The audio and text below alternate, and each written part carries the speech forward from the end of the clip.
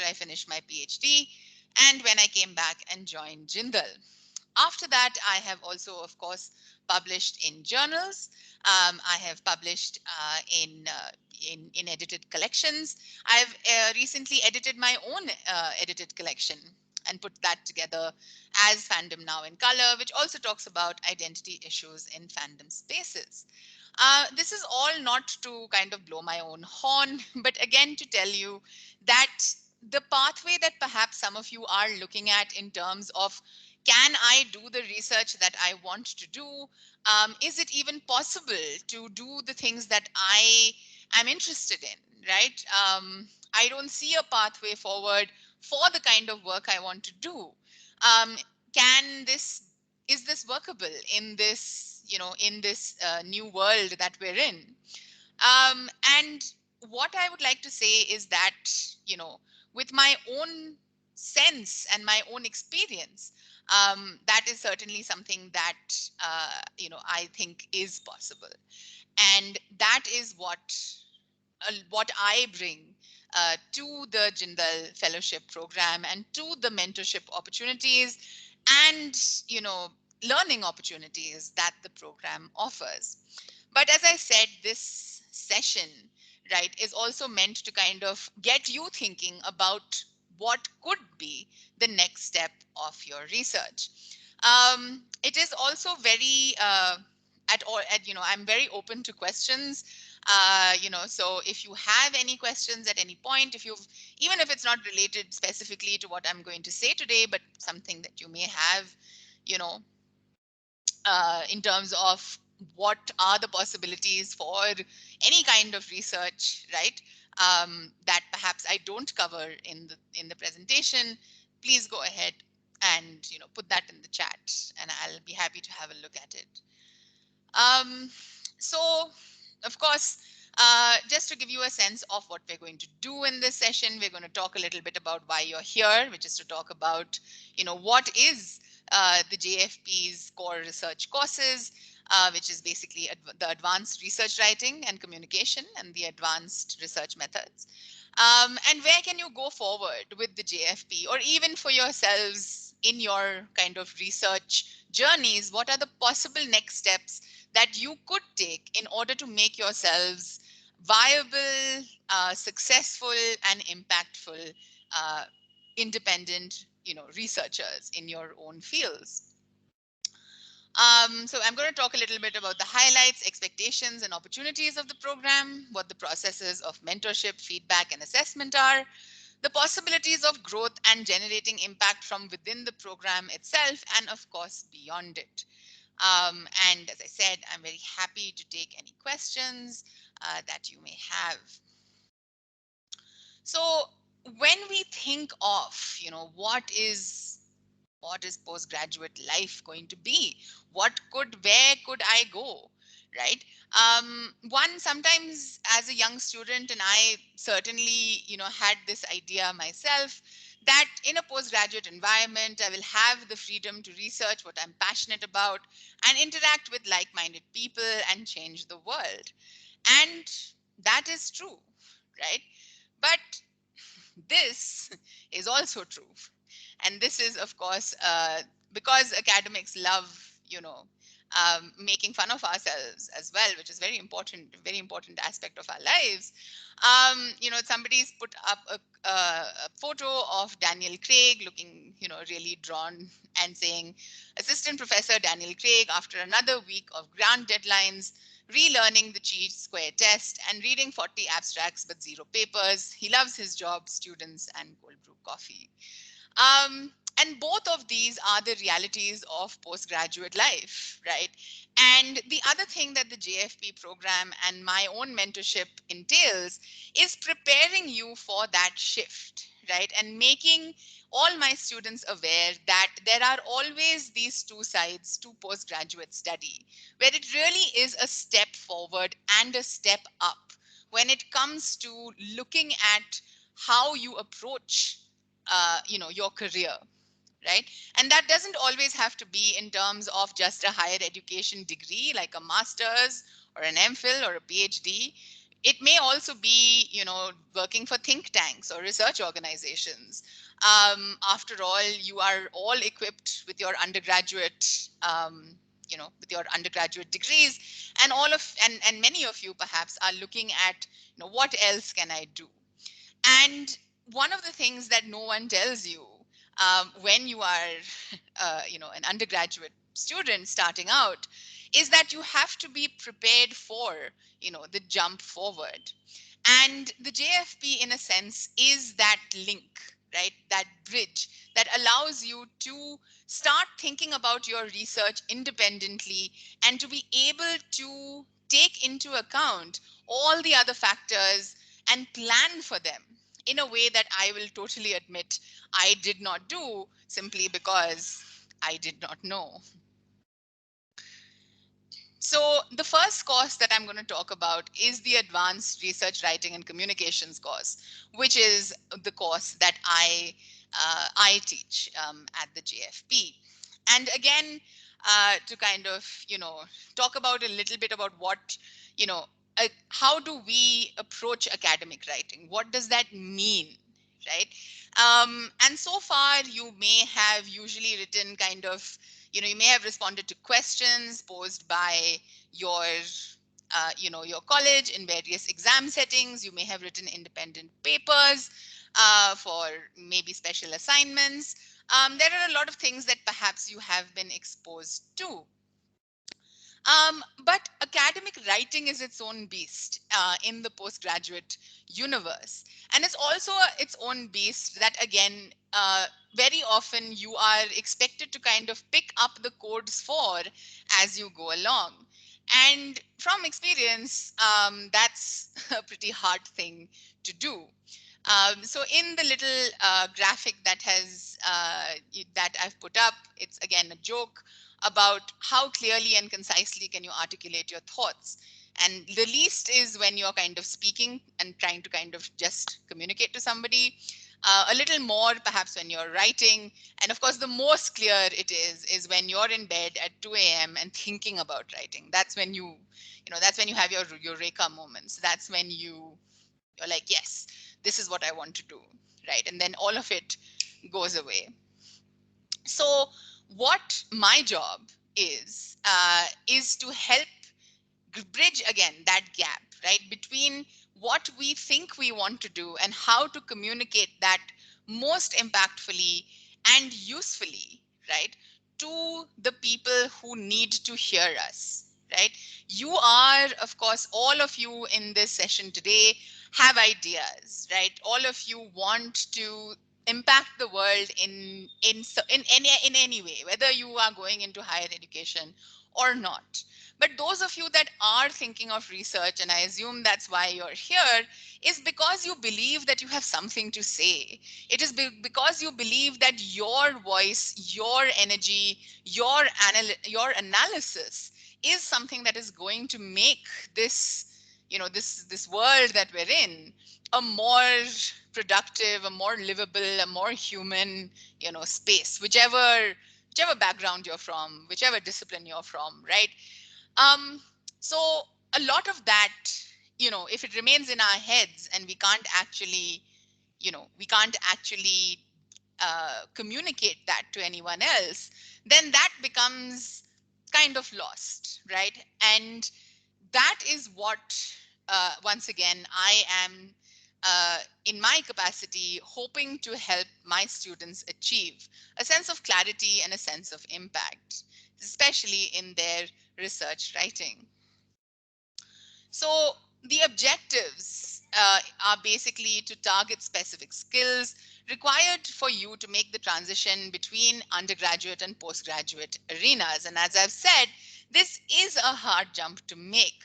There are a lot of things that you are expected to do at a postgraduate stage that, unfortunately, our undergraduate degrees don't really prepare us for. So when I went, for example, from my undergraduate degree in Sophia College in Mumbai to my master's in Delhi University, and then for my MPhil at JNU, the jumps were considerable, and what was expected of me was very different.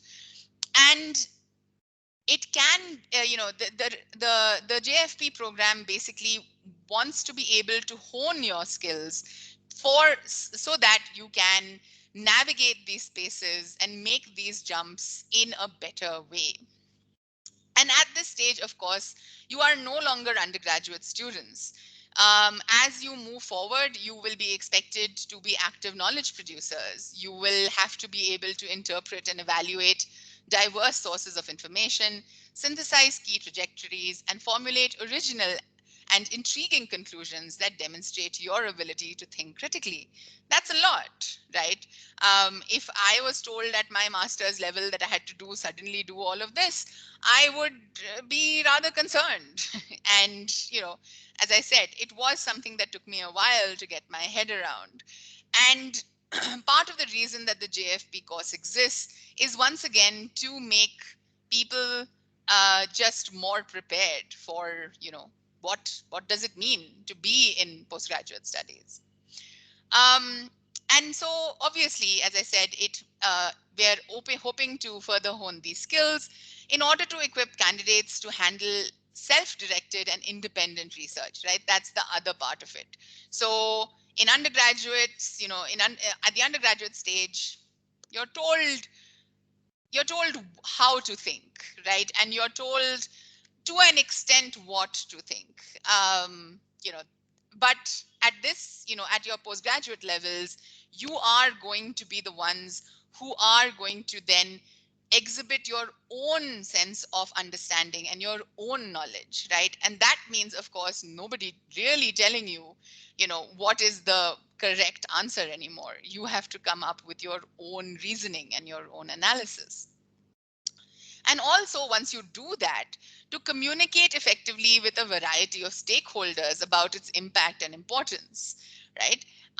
So one of the hardest lessons I had to learn as a young researcher was that it didn't really matter how much I really loved my topic and how much I thought it was great and wonderful. I had to be able to convince the person sitting across from me, right? I had to convince my research committee. I had to convince my supervisor who got me the grant to get me my PhD. I had to then, convince my publishers to actually take to take my writing and my research seriously. And so the communication of my research was as important as the research itself. And again, that gap is something that is again, nobody tells you about it, right? And certainly very few people actually get the chance to work at, bridging it. So what are the opportunities that, the program and the course offers? So the program offers a diverse portfolio of writing and communication skills to handle a dynamic environment. So as I said, academic writing doesn't only mean kind of writing academic papers, though of course that's part of it. It also means writing book reviews to be able to be published, writing research reports that would, help in stuff like think tanks or research centers. It means writing, working with in consultative projects with industrial, government, and non-governmental sectors. There's a huge amount of stuff that people with your skills are needed to have, right? So you your abilities and your knowledge is going to be in high demand from a large number of sources, right? Good graduates with critical thinking skills are a very highly valued commodity. But of course, that means that you also have to be able to show the people who want to hire you that you can, do these diverse kinds of writing.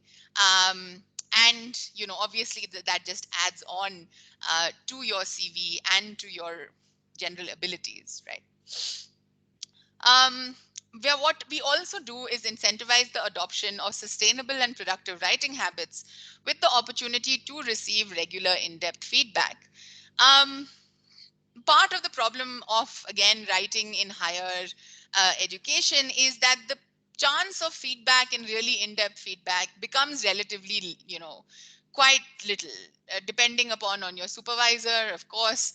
But usually your supervisor will kind of look at your content and help you with that. But the actual process of writing convincingly and impactfully is again kind of put at the wayside, again because your supervisors are probably going to be really busy. So why the JFP works is that I kind of sit down and break down academic writing and also teach you through the course to be able to have the skills and practices that will stay with you, long after you will have forgotten my name and my face. So that is really, again, what we try to do. Also, of course, one-on-one mentorship for writing and research projects in collaboration with your subject mentors. So that's also something that is very much part of the program. And as I said, it also would equip you to think about the other ways that you can leverage your graduate skills, right? So as I've talked about, these days, graduates are required in so many different arenas. They're required to do research for, everything from industrial think tanks to social organizations to NGOs, to governmental organizations. The list is endless, right?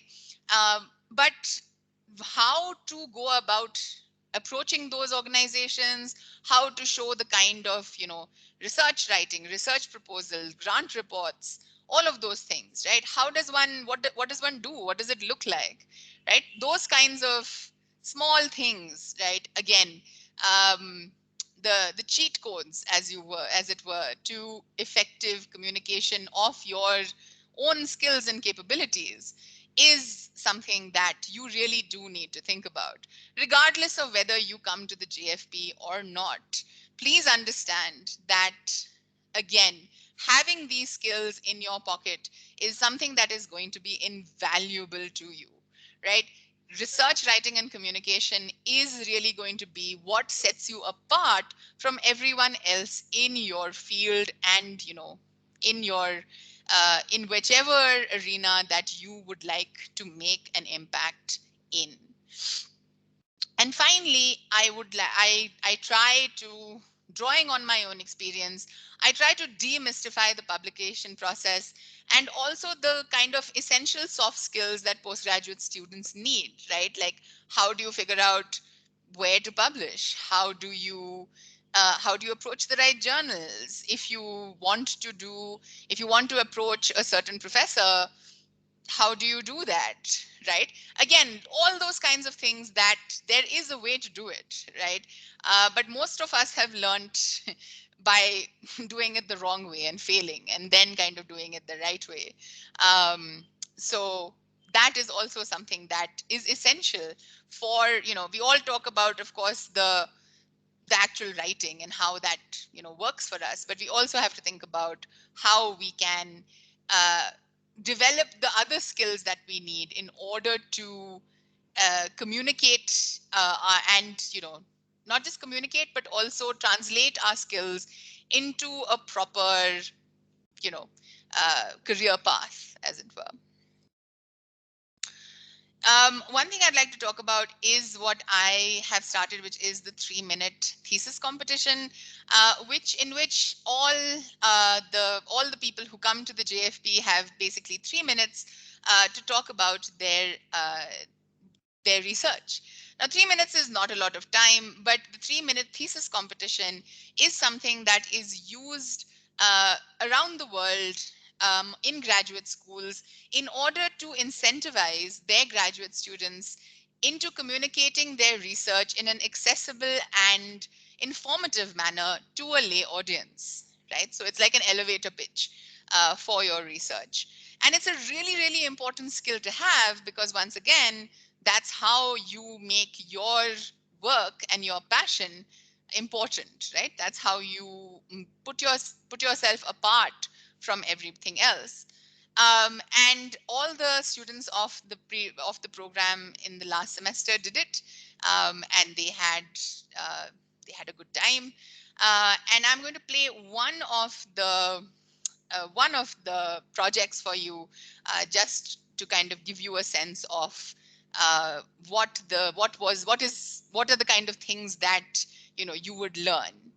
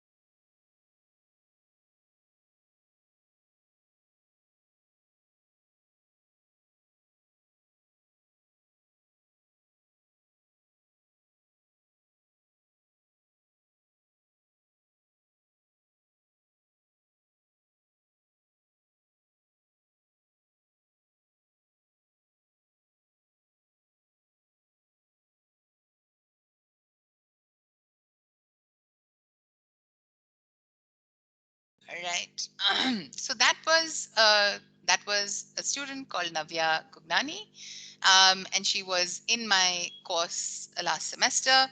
And this this particular uh, this 3 minutes that you saw, right, took almost the entire semester for Navya to bring together both her research and her communication, right, together to be able for this to become this, this not just a description of her work, but also bringing in all those other things that I talked about, right?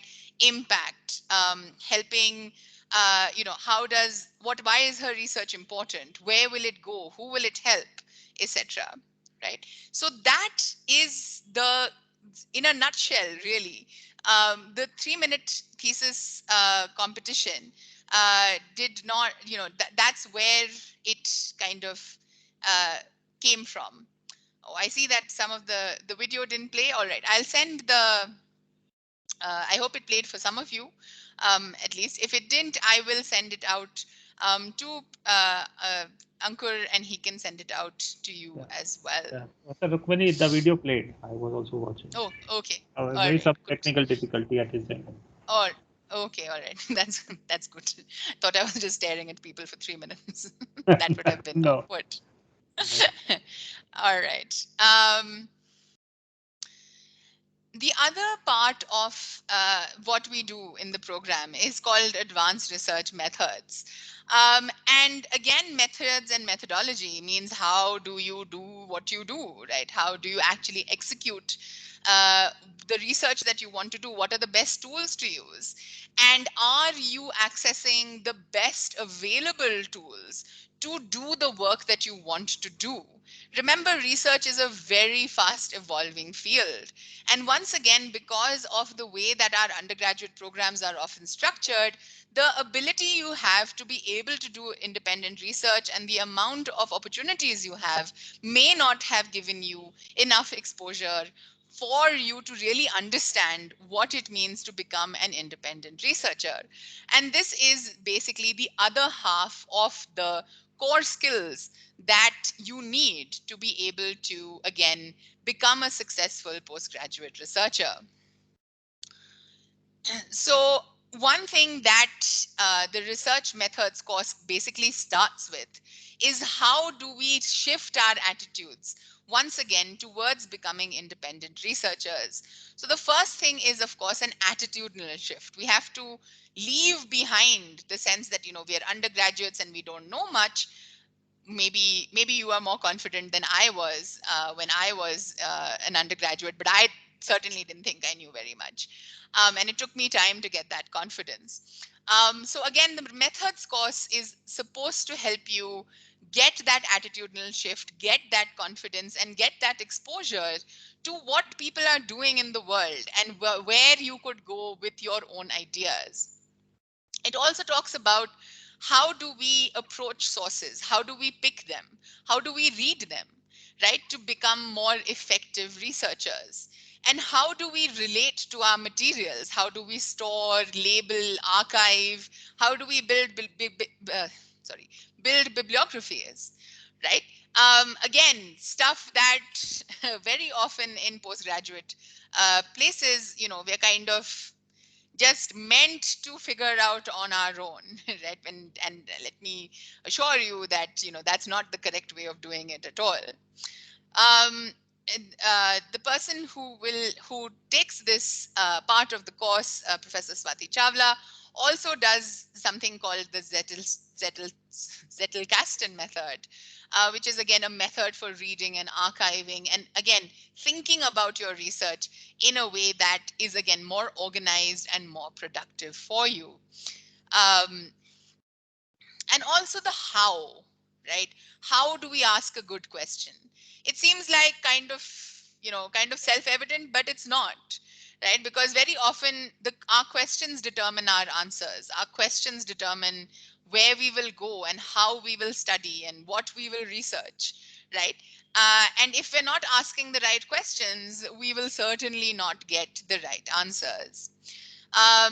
We will also She also talks about how do we pick our tools, and also how those tools have certain moral and ethical implications. So that's also very important to understand.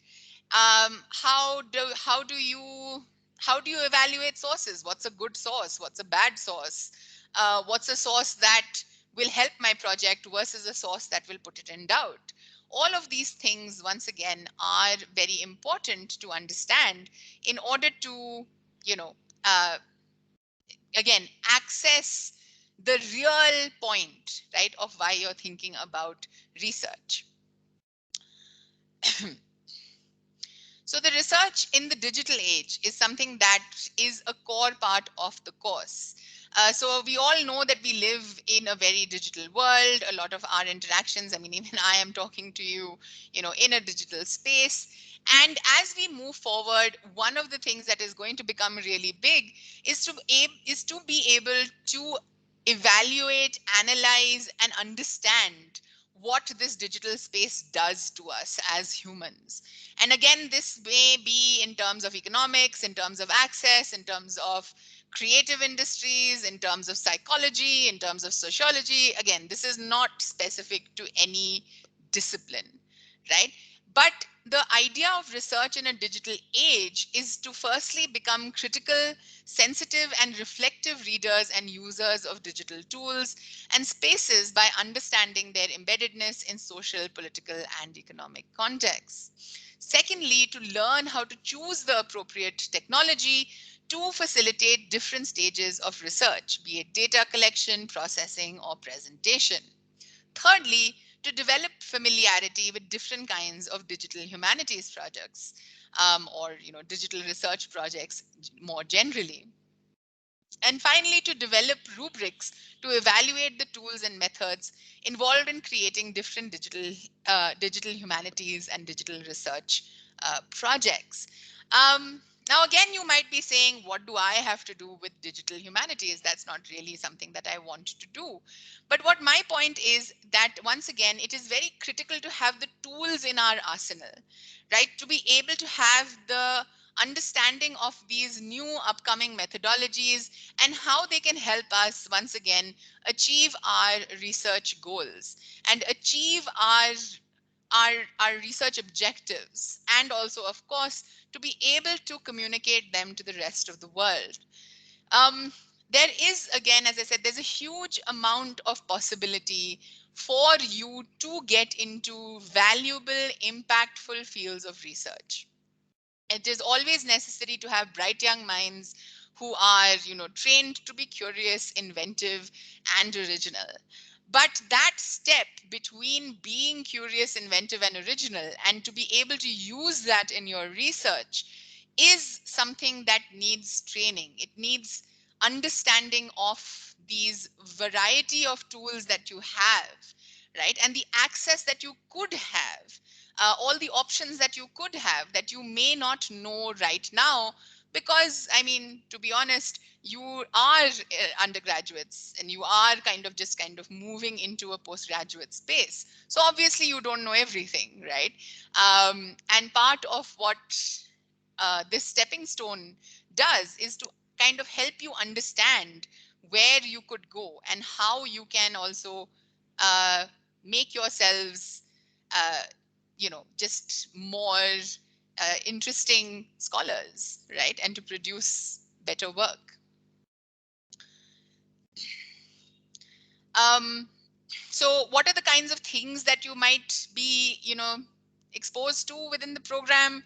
You will be exposed to, ideas of the digital humanities, how to evaluate and research something like social networks, to use tools like GIS and mapping, to use digital qualitative tools to understand what is big data and how do you kind of evaluate it, as well as, of course, kind of more specific tools that suit your own research interests. Of course, those are also part of the program, but also the idea is to broaden your view of what you could do.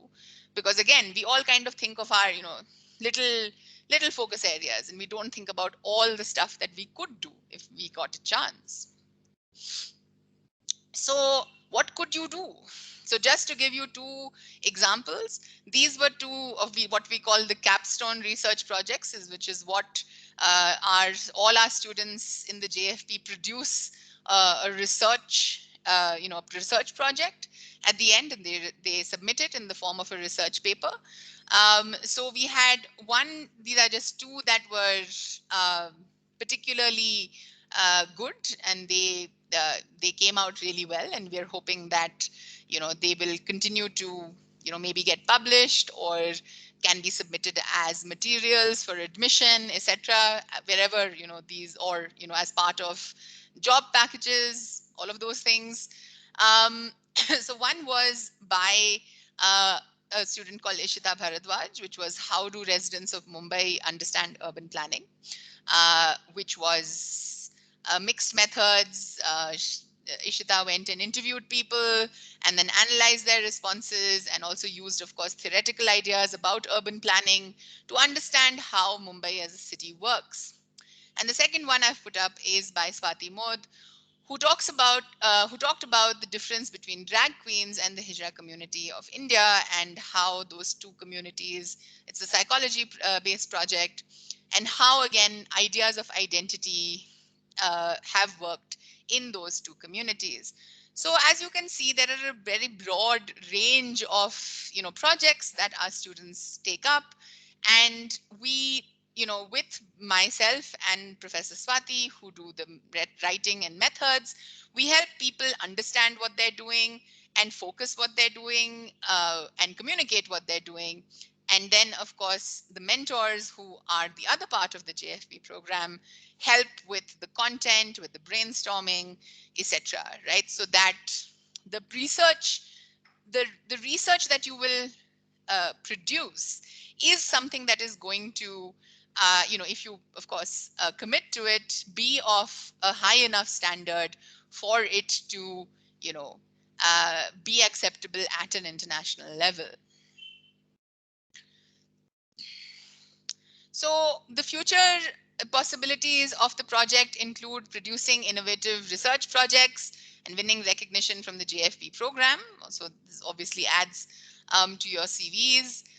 Leveraging internship opportunities strategically to build networks and disseminate research findings in non-traditional formats, including videos and other creative, creative outputs.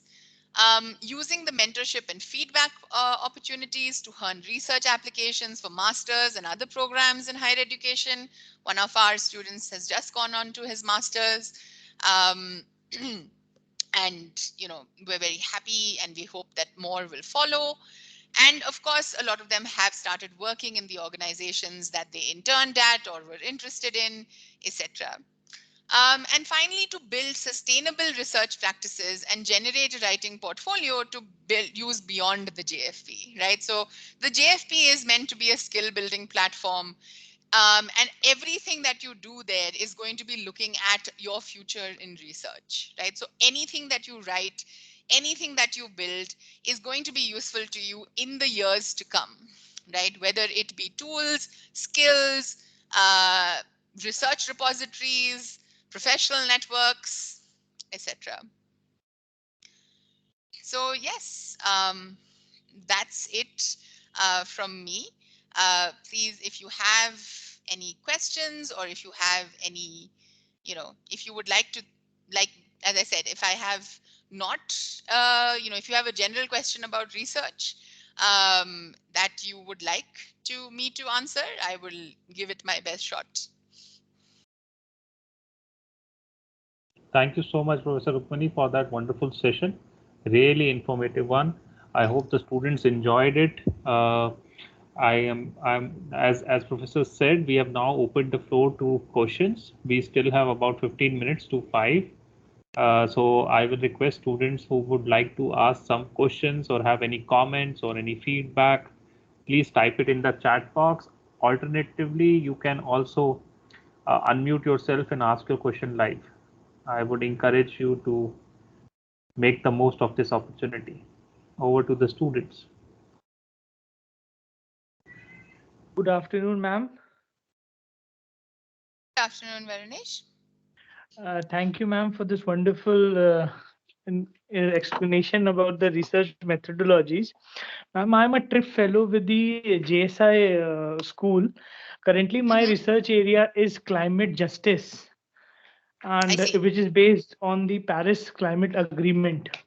So currently, I have been running from pole to pillars to get to understand, firstly, how to really understand this topic, and what are the Mm-hmm. credible sources from where I can look into, like, how should I proceed, because I further want to pursue my PhD focusing on climate justice, but that is the Mm-hmm. starting point. I don't know where to go, what to do, and like how should I proceed further.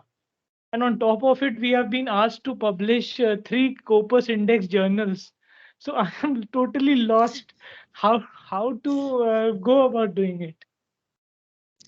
I understand where that is. I mean, it is a difficult task to to accomplish. I would say that the most important thing to be able to find credible and impactful journals, or to be able to find the conversations in your field. It's very important to be able to, of course, talk to your mentors. So as a trip fellow, I'm sure you do have your Yes. mentors who would so please do ask, right? A lot of the times we tend to not access the resources that we have because we may be a little uncertain, etc., but do try to approach them. The second thing Okay. is to look at what are the most highly kind of cited or highly read pieces in your field, and build back from their own bibliographies to understand what is being read, right? Okay. And the third thing I would say is that, especially in the last 2 years, because of the pandemic, a huge amount of resources are actually being put up online in terms of talks, discussions, lectures, right? That a lot of people have put together and made freely accessible. So that's the other thing that is a resource that we sometimes overlook. So I would Okay. say find the people that, of course, the people that right, are doing the exciting kind of things that you would like to do, right? And see that what have they produced, not only in terms of kind of research writing or that kind of work, but also in terms of any lectures they've written or given. And you might be surprised to find the amount of stuff that has been made available in Yes. a variety of formats over the last couple of years, right? In terms of the generating publications, I would say that it has to become, you have to be able to plan, right? So Yes. don't look at the journals that are in your field, right, and read those journals to see what are the kinds of articles that they accept, right? Okay. And Okay. then see what is the best fit for you, right? Because again, since you're working on a you're The working on a client. schedule, right? Yes. Yes. Yes. Yes. So it's very important for you to be able to be strategic about that, right? Don't submit to journals blindly, right? Always try to tailor what you're submitting, and again, try to have maybe not just your mentors, maybe other people in the field who might help, right? Okay. Try to talk to Okay. more people, because again, that's how. And academics love talking, right? Okay. We Yes. love talking about our work. So always, even if there's somebody who uh, you know uh, even if there's somebody that you admire, right? Okay. And you want to talk to them, then there's no harm in like shooting off an email, right? Like Okay. there's very often people will be quite generous with their time, but obviously ask you know like Yes. kind of Of targeted course. questions about their work. Yeah. Yes. Thank you. Thank you, ma'am. Thank you so much. All right. Thank Okay. you. I have a couple of questions in the chat box. The first one is from Kanika Singh. She has mentioned, is there any certifications that are preferred for careers in research? Any programs that they can look at? Right. Hi, Kanika. Thank you for your question.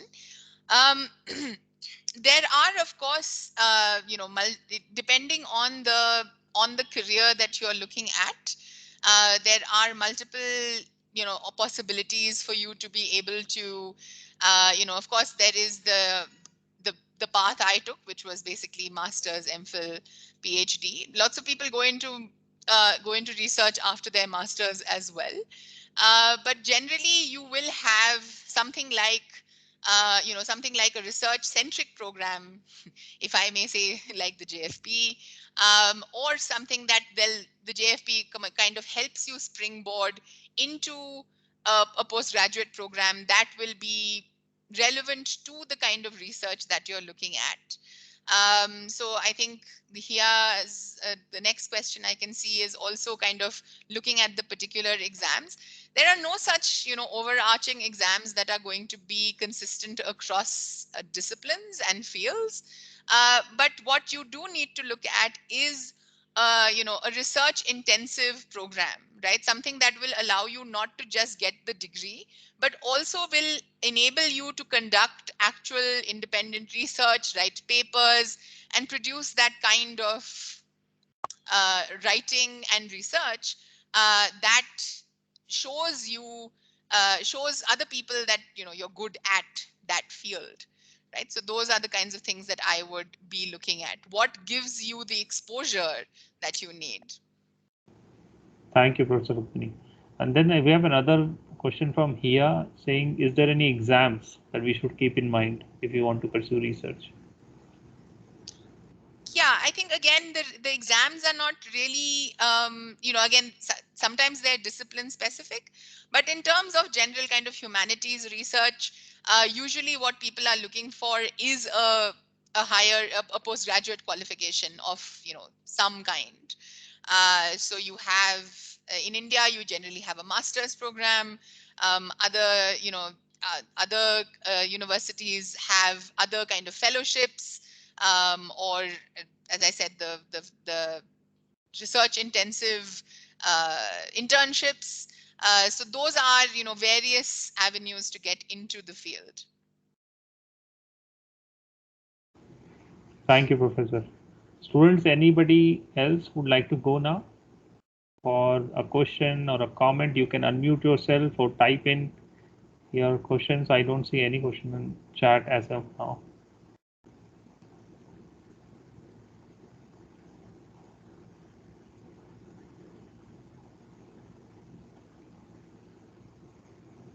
Anybody has any questions, comment, feedback?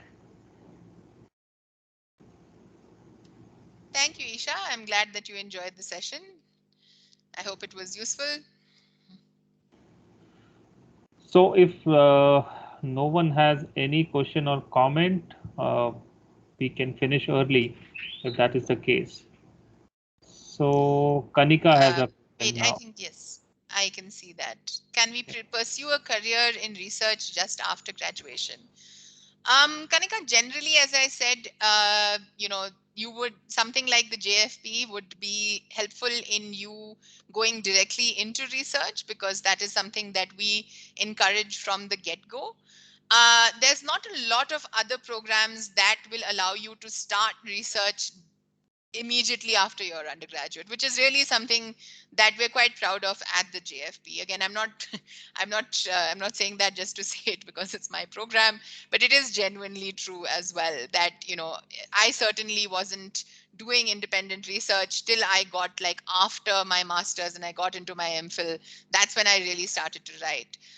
But the JFP, you would be asked to start doing research, and you would be working with internships and organizations that would once again encourage you to embark on independent research. So that would be something that I would say is quite unique to the program. And Professor Rukmini, another important aspect of JFP is what students ask us in admissions office is the faculty mentorship program. We can talk Yes, about yes, that. How does that help students in developing their of research course. skills? Of course. So apart from, of course, like myself and Professor Swati are very involved in helping you kind of understand the hows and the whys, and how to get into the nuts and bolts of the research. But the mentorship program is where you will be able to get uh, the insight into your discipline that is so necessary. So the mentorship program in the JFP means that you will be in touch with your mentors across the 2 semesters that you will be there, and you will have very intensive you will have very intensive work, right? So you will meet them every week, you will discuss your research project with them, you will ask about sources, you will ask about where to publish, you will ask about all anything that you want, right? And that mentorship program is also important, not just in terms of honing your research, but also in establishing the networks and the forward pathways that will help you once again take the next step. Once again, whether that's a higher ed, whether that's a a higher education degree, or it's internships, or it's think tanks, or NGOs, whatever, right?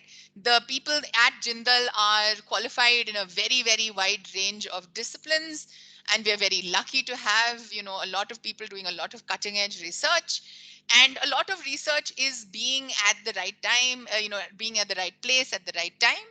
And so that is also something that the mentorship aspect helps with. Thank you. We have a question from Anushka Bhardwaj. She says, thank you for the session, ma'am. What is the difference between MPhil and PhD? All right. Thank you, Anushka. I'm really glad that you enjoyed the session. The difference between the MPhil and a PhD is basically that in India, because we have less of a master's, less of a research-focused master's, we have the MPhil program, which basically is a stepping stone into the PhD. So for instance, if you were wanting to, you do the BA, the MA, the MPhil, and then the PhD, and that's usually how you work towards that goal. But very often people manage after, like if they have had research experience, maybe something through the Jfp or something similar, whether they can get a research focused master's, then they can go straight into the PhD. In some cases that is true. Is it mandatory to do the MPhil for doing the PhD? In India, yes, most of the time it is. JNU has a joint MPhil and PhD program, which makes it, 5 years. In the US, for instance, it is a 7-year PhD program. So they kind of fold in the MPhil program, like they have just an extended PhD program. In India, you would generally have to do an MPhil before a PhD, but sometimes you can do a master's and apply directly for a PhD. The UK does that, Australia does that. But again, usually because of the way our master's programs are structured in India, you just get less exposure to research. So that's why the MPhil is usually necessary.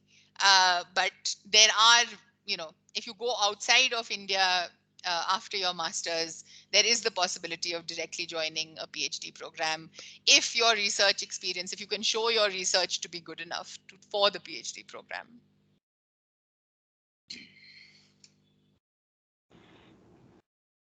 Pari has a question on, can we pursue a career in research just after graduation?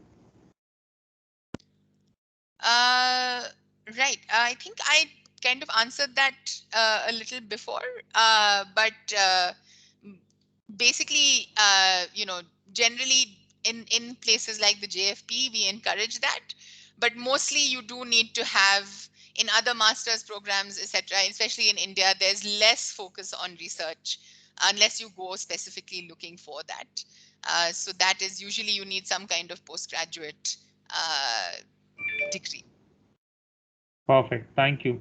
Thank you so much, Professor Rukmini.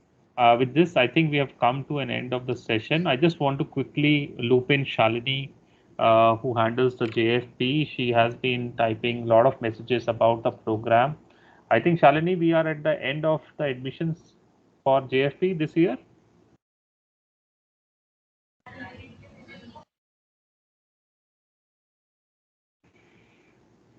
I think there is some network problem with Shalini. Yeah. Yes, we are almost at the end of the admission cycle.